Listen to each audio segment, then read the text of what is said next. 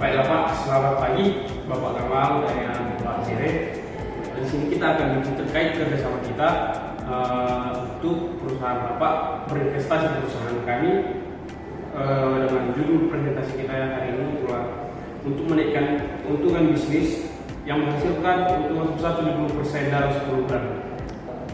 Kalau begitu Pak, kami akan memulaikan presentasinya langsung supaya tidak berulang. Baiklah, silakan. Ya. Baiklah Bapak sekalian, ini adalah presentasi kita. Bisnis rahasia yang menghasilkan keuntungan 70% dalam 10 bulan. Untuk menentukan rahasia di mana bisnis menguntungkan dan diketahui orang. Nah, di sini kita akan membahas tentang ini yang akan dipresentasikan oleh Bapak Fabrizio. Baiklah. Yang pertama kita akan melihat pengantar. Pengantar itu mengungkap bisnis menguntungkan yang jarang diketahui. Yang pertama, potensi keuntungan tinggi. Bisnis ini mampu menghasilkan keuntungan yang luar biasa dalam waktu yang relatif singkat. Yang kedua, persaingannya rendah. Karena masih jarang diketahui, bisnis ini memiliki peluang besar untuk dikuasai. Yang ketiga itu modal terjangkau. Anda dapat memulai bisnis ini dengan modal yang relatif kecil namun mendapatkan keuntungan yang besar. Yang kedua ini, mengapa bisnis ini sangat menguntungkan? Yang pertama itu permintaannya tinggi. Produk atau jasa yang ditawarkan memiliki permintaan yang tinggi di pasar. Yang kedua, biaya operasional rendah. Struktur bisnisnya dirancang untuk meminimal biaya operasional sehingga keuntungannya maksimal. Yang ketiga, strategi pemasaran efektif. Teknik pemasaran yang digunakan terbukti mampu menarik konsumen secara konsisten. Baiklah, untuk sejauh ini apakah ada pertanyaan dari investor? Ya, jadi di situ Pak dibilangkan bisnisnya dirancang untuk meminimalkan biaya operasional sehingga keuntungan maksimal. Ya. Jadi untuk kualitasnya bagaimana?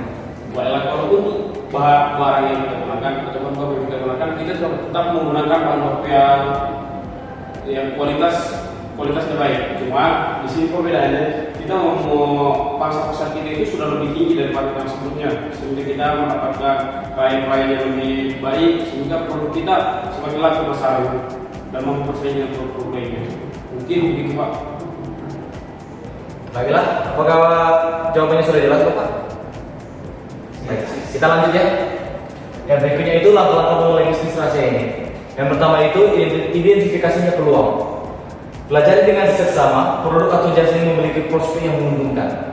Yang kedua, buat rencana bisnis. Susunan strategi yang matang meliputi modal, operasional, pemasaran, dan keuangan. Yang ketiga itu, jalankan dan kembangkan.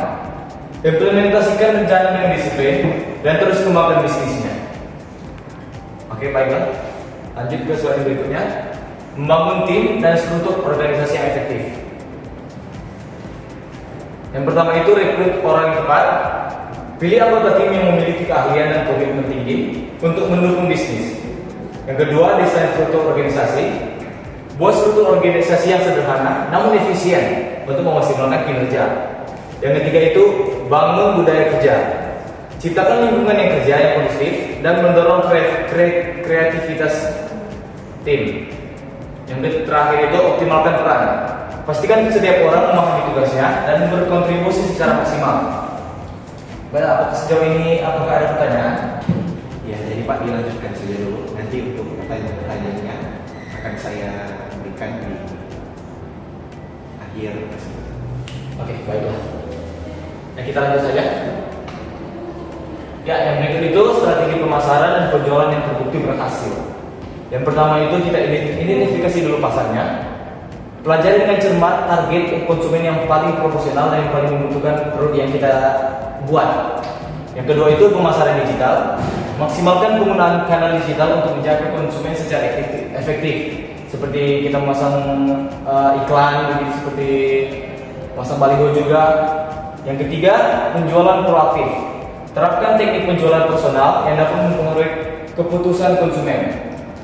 Yang ketiga, pertahankan pelanggan. Berikan pengalaman terbaik agar pelanggan loyal dan terus bertransaksi dengan kita.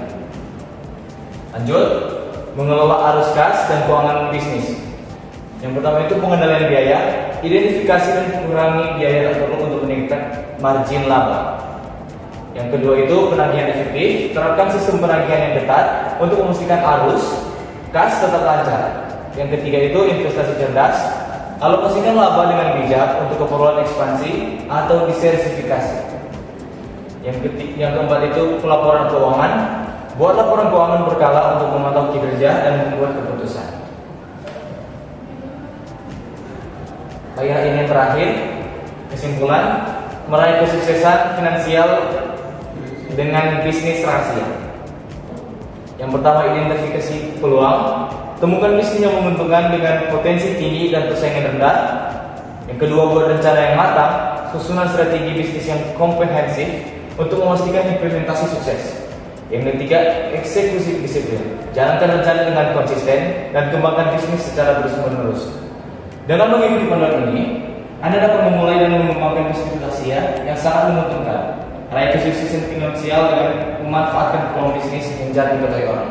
Sekian dari kami, terima kasih. Mungkin inilah presentasi yang bisa kami berikan Pak pada saat ini. Mungkin ada pertanyaan dari Bapak-Bapak, kami silakan. Ya, jadi Pak, saya ingin bertanya, apakah bisnis ini akan berdampak buruk di masyarakat? Pada umumnya Pak, semua bisnis itu pasti ada pro dan kontra, pasti ada yang baik dan buruknya. Namun kalau khusus buruknya, kita bisa memberikan jalan-jalan keluar untuk mereka, seperti menawarkan produk-produk yang ramah lingkungan kepada mereka, yang pasti yang tidak berlawanan dengan ideologi yang sudah mereka pegang. Oke, jadi produk ini dapat diterima di masyarakat. Jika ada sebuah masalah yang terjadi di masyarakat, apa solusi Bapak yang Bapak berikan?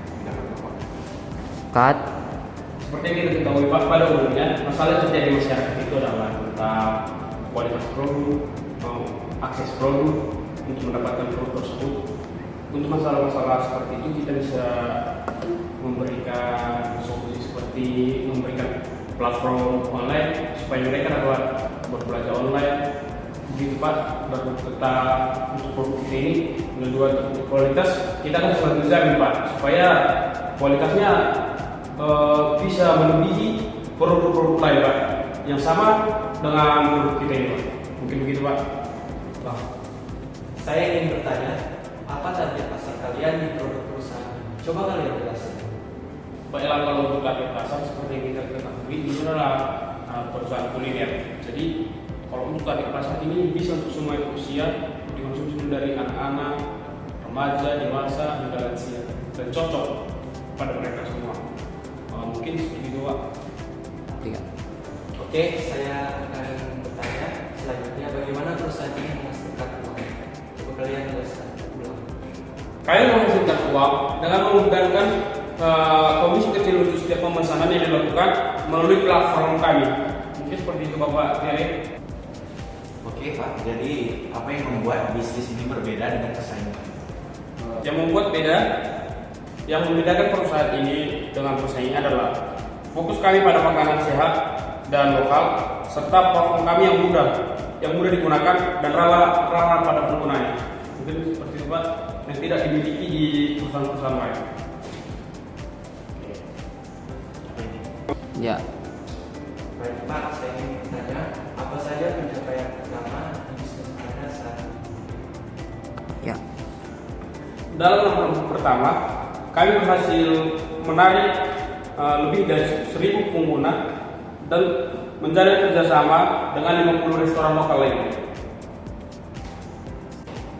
Jadi Pak, apa tantangan yang dihadapi bisnis ini? Tantangan utama yang dihadapi bisnis fintech ini adalah meningkatkan kesadaran merek dan untuk membangun bisnis yang pengguna yang lebih besar. Mungkin itu Pak tantangan yang dihadapi.